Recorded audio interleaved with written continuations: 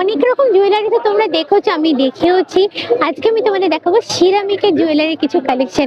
কিছুদিন আগে আমার এক সাবস্ক্রাইবার বন্ধু আমাকে জিজ্ঞেস করেছিল সিরামিকের জুয়েলারি দেখেছি কিনা, পাবো কিনা কোথাও, তো তখন আমি দেখাতে পাইনি কারণ।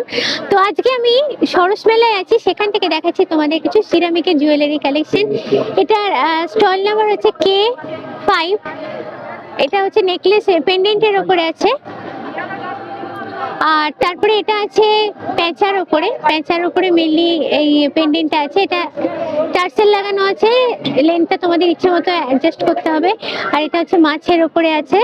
তারপরে এই যে নেকলেসটা মেনলি আছে, এটা হচ্ছে সবই সিরামিকের তৈরি, কালার করে করা আছে।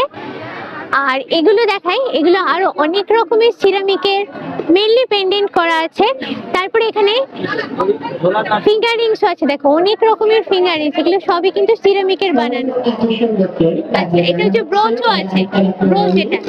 আচ্ছা, এখানে হচ্ছে ইয়াররিংস এর কালেকশন আছে। ইয়াররিংস হচ্ছে উপরে আছে মেনলি হ্যাঙ্গিং এর উপরে আছে, আর এদিকে আছে টপস এর উপরে আছে।